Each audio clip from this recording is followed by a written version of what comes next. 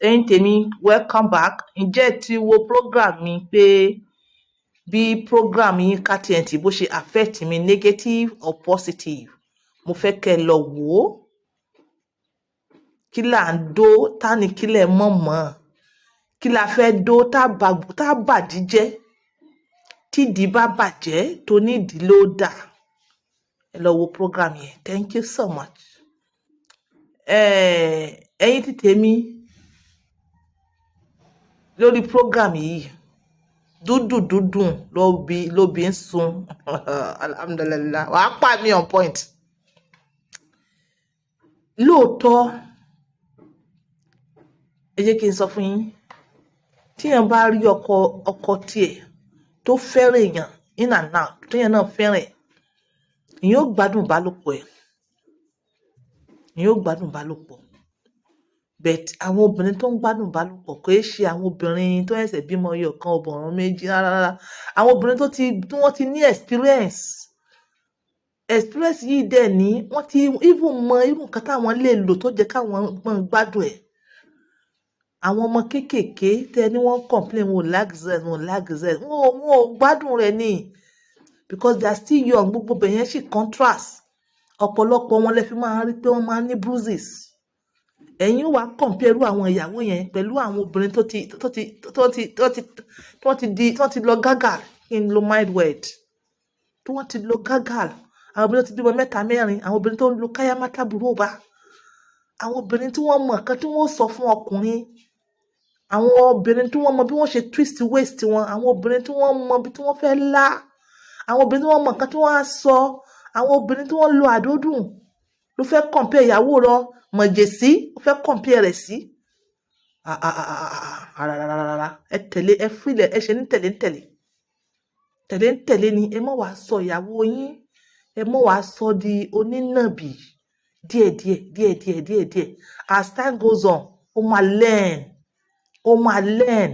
Ìwọ tó bá mọ̀ pé ó fẹ́ expertise, ó yá kára ìyàwó lọ fẹ́ bàzáùrà. Ọmọ bàzáùrà, àwọn single mothers tí wọ́n ti bímọ bí 2 3. Ìwọ ní wàá bẹ̀rẹ̀ sí ní enjoy bí àwọn tó máa ń pọ́n okó yẹn, because kò wá nílò natural nìkan fún ẹ, ó lò ó pẹ̀lú àdódùn, pẹ̀lú káyámátá, ó máa lo gbẹ̀ fún ẹ. So ẹ yé compare ìyàwó yín alálùbọ́dẹ́ka, ẹ mọ̀ sí ojú rẹ̀ síta gradually. So tí wọ́n bá ti ń weaken, òun mọ̀ waking. Ìwọ ọkùnrin ó mọ̀ weaken o, ìyàwó rẹ̀ ó wà mọ̀ waking. Difference ọkùnrin àti obìnrin nìyẹn. Táàmù tí wọ́n bá ti ń dàgbà, ìyàwó rẹ̀ wà mọ̀ ìgbà yẹn ló wà bẹ̀rẹ̀ sí ní enjoy kíní yẹn, ló ti mọ bó ṣe máa maneuver. Ìkan tó ń ṣẹlẹ̀ nìyẹn. So díẹ̀díẹ̀ ní ìsinyìí ẹ̀yin ọkùnrin, ìwọ tó bá ní màjèsí tó ní young girl, ìwọ ló mọ̀ gbádùn rẹ̀. Òun ní ìsìn kò ní lè identify pé ṣé dúdú lélẹ̀ ṣá, wọ́n sọ pé wọ́n ń gbádùn ẹ̀.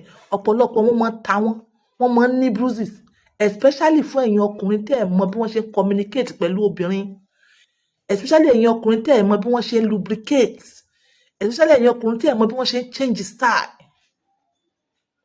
Ẹ need láti máa communicate pẹ̀lú ìyàwó màjèsí tó ẹsẹ̀ fẹ́. Ṣé ó ń dùn ẹ́? Ṣé kò dùn ẹ́? Pẹ̀lẹ́ jẹ́ wọlé díẹ̀díẹ̀, máa ṣe díẹ̀díẹ̀, pẹ̀lẹ́ máa jà. Bí wọ́n ṣe wọlé nìyẹn tí wàá mọ̀ ṣe. Ẹ need láti lubricate. Òun ló fà á ọ̀pọ̀lọpọ̀ àwọn obìnrin yẹn wọ́n máa ń ní bruises.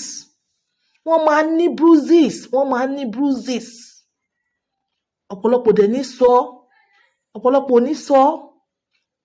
Àwọn míì báyìí bruises wọn kò yẹ kó gbà wọ́n láyè láti ṣe ìkankan pẹ̀lú ọkọ wọn even for 2 days, but ẹ̀yin ó sì wá ọjọ́ kejì.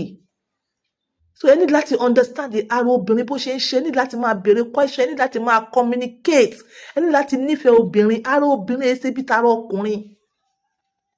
Obìnrin díẹ̀ she will arrive. Òun ló mọ̀ nípa pé táìmù tẹ̀yìn ọkùnrin ó ti gán mọ̀, tẹ́tí mọ express erectile dysfunction. Táìmù yẹn gan ni obìnrin ó ti bẹ̀rẹ̀ sí, ó ti mọ gbogbo ibi tó yẹ kó maneuver sí. Àwọn tó wá lo káyámátá, Allah akbar, àwọn náà tún máa ń gbádùn ẹ̀ jù. Àwọn náà máa ń gbádùn ẹ̀ jù, àwọn ni wọ́n mọ ìpele. Ẹ rí pé àwọn ìyàwó yín tẹ́ ní lọ́wọ́ sí yìí, kẹ́ tó jẹ́ kí kára wọn tó lè dìde, ẹ ṣiṣẹ́. Bẹ̀tẹ̀ àwọn káyámátá ẹ̀ ní ṣiṣẹ́ kankan, ara wọn ti dìde gan kẹ́ tó dé. Yes, àwọn èèyàn ṣe wàhálà tẹ́ fi débẹ̀. So ẹ ní láti understand obìnrin stage by stage ni. ó fẹ́ kí obìnrin rẹ̀ kó mọ̀ béèrè and she's ọmọ kékeré she's majesty kí ló fẹ́ béèrè ṣé pains ló máa béèrè lọ́wọ́ ẹ̀ so díẹ̀ tó bá mọ bí wọ́n ṣe ń lubricate ìyàwó ló mọ̀ gbádùn ẹ̀ but ẹ̀yin kan ẹ̀ nífẹ̀ẹ́ lubricate because ẹ̀ ní pé lubrication yẹn ó máa jẹ́ kó wide díẹ̀ ṣé òun ni àbí ìwọ ni àzákàrí rẹ̀ ò fẹ̀ tó so gbogbo bó bá ṣe bá manage ẹ̀ bẹ́ẹ̀ ẹ máa lubricate tẹ bá ti lubricate láti wọlé tó ń lọ frequently tó ń lọ bọ̀ kíní yẹn ò ní dùn mọ́ wá expand fún ẹ. ok èèyàn kan pè mí ó ní ok before kí n tó go there ẹ̀yin obìnrin màjèsí ẹ̀yin tẹ̀ tí lo káyámátá tẹ̀ tí lo àdúdùn tẹ̀ ṣì wà natural tẹ̀ sì ń juicy díẹ̀díẹ̀ tí ọkọ sì ń gbádùn yín pẹ̀lú kàkàkàkà tẹ bá ti ṣèbálòpọ̀ tán tó ti fún yín bruises ẹ wọ tọ́lẹ̀tì lọ ẹ mú warm water ní òkè ṣe omi tó gbóná o kò dẹ̀ kí ṣe omi tó tutù púpọ̀ warm water ẹ fi jù ú ara yín ó wálẹ̀ ẹ wẹ̀ tẹ bá wẹ̀ tán ẹ bá mi ó depend lórí ara àwọn ara mi tí ara wọn máa tètè dry tẹ bá lo òrí máa reduce the pains yẹn bẹ́ẹ̀ tó bá yẹ pé àwọn alára mẹ̀dẹ̀mẹ̀dẹ̀ yes òrí yẹn àbí tí wọ́n bá lo even penicillin ó máa tún máa cause wọn ní more pains kí lẹ máa ṣe ẹ máa wá white powder tó ní pẹ́pẹ́ o ẹ máa wá ampicillin ọyọ kan ẹ wàá dà sórí powder yẹn ẹ jẹ́ kí powder yẹn pọ̀ ṣóyẹ yín in case of any side effect ẹ kàn fẹ́ mú benefit níbẹ̀ ni ẹ wàá dà ó lè má jẹ gbogbo ẹ lè pín ampicillin ọyọ kan ẹ lè pín sí méjì ẹ wàá dà síbi powder yẹn ẹ wàá fi ra gbogbo abẹ́ tó ti ní bruises yẹn tẹ́ bá máa fi ṣe bẹ́ẹ̀ láàárọ̀ lálẹ́ ẹ ní feel pains yẹn mọ́ but the most important thing ẹ máa lubricate ẹ dẹ̀ máa communicate pẹ̀lú ọkọ yes ó ní kinní kan tí mo fẹ́ sọ before now ọkùnrin kan sọ fún mi and this is even the purpose of this program ó ní àwọn obìnrin mi ṣe máa ń gbin wọ́n máa gbin anyhow tó bá ti ń dó wọn máa gbin àwọn tó ń gbin yẹn wọn ò ní ringtone ni wọn ò mọ nǹkan tó ń jẹ́ ringtone tó bá ní ringtone wọn máa discover pé ringtone wo ló máa service ọkọ mi bẹ́ẹ̀ gbíngbìn yẹn mi ò fẹ́ kó lọ jìnnà ìwọ náà má wà wickedness fọ́ọ̀mù ọwọ́ rẹ̀ yìí ọwọ́ yìí síbẹ̀ ọwọ́ yìí tight ẹ̀ dáadáa kó wá mú ìka ẹ̀yẹ tó tóbi jù kó wá mọ rìn mọ́ what do you feel ṣé kò dùn ẹ́ bó ṣe ń rìn mọ́ yẹn o ti fọ́ọ̀mù ọwọ́ yìí o ti tight ẹ̀ dáadáa kó wá mú ọwọ́ yìí kó wá tì sí kó wá mọ síbẹ̀ ṣé kò dùn ẹ́ so òun feel pains táwọn feel yẹn làwọn míì fi ń gbin inú wọn wọ́n fi ń gbin yes wọ́n á gbin ó ń dùn wọ́n ni ó ń dùn àwọn kan ni bẹ̀ wá rí pé tó bá ti wá di pé òun bọ̀ tó ti easy fún àwọn tó bá sòótọ́ gbígbìn yẹn ò ní pọ̀ jù mọ́ at that time àwọn tó fẹ́ enjoy tó wọ́n dẹ̀ ti ní basic knowledge pé kíní yìí a lè enjoy wàá rí pé wọ́n ó dẹra kalẹ̀ wọ́n á bẹ̀rẹ̀ sí ní gbádùn ẹ̀ so yẹ tó bá jẹ́ pé yẹn tó ti mọ̀ nípa ringtone tó dáa lálùbọ́díkà á bẹ̀rẹ̀ sí ní fún ẹ nínú ringtone yẹn yes baby yes come again yes you understand or 4x2 are you not in the mood of some ringtones or you understand yes kíní ìdùn máa ṣe lọ ọkọ mi olówó orí mi ó dùn mọ́ mi yes ringtone alálùbọ́díkà ó ní láti discover irú wo lọkọ rẹ fẹ́ àwọn ọkùnrin mi wọ́n fẹ́ kíyàn lọ north wọ́n fẹ́ kíyàn pé anyhow kíyàn pé yamayama communicate pẹ̀lú ìyàwó ẹ̀ irú wo